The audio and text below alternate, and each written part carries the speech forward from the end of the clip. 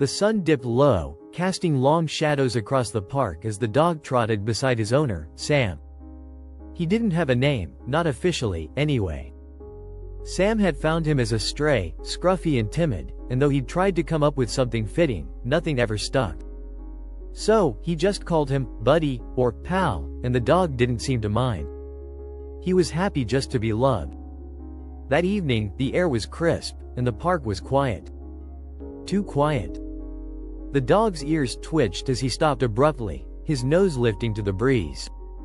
Sam tugged gently on the leash.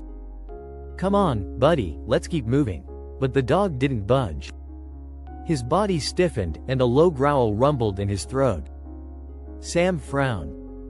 The dog never growled.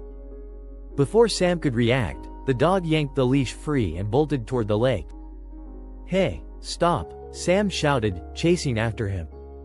But the dog was faster, his paws pounding against the dirt path. When Sam finally caught up, he froze.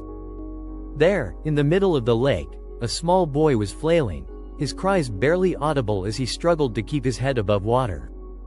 Without hesitation, the dog plunged into the icy water. Sam's heart raced as he watched his scruffy, loyal companion swim toward the boy. The dog's strokes were strong and determined, his eyes locked on the child. When he reached him, the dog clamped his teeth gently onto the boy's jacket and began dragging him back to shore.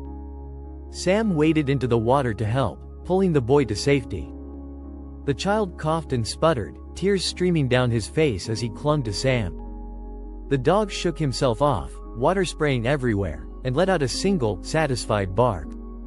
His tail wagged as if to say, "I told you something was wrong." The boy's mother arrived moments later, her face pale with fear. She hugged her son tightly, sobbing her thanks to Sam and the dog. Sam knelt beside him, scratching behind his ears. "You're a hero, you know that?" The dog leaned into the touch, his tongue lolling out in a goofy grin. As they walked home, the sun finally set, painting the sky in hues of orange and pink. Sam looked down at the dog, his scruffy, unassuming hero. "Maybe you don't need a name," he said softly. "Maybe you're just, you.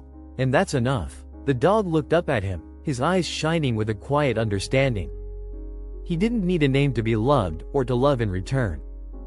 He was just himself, and that was more than enough.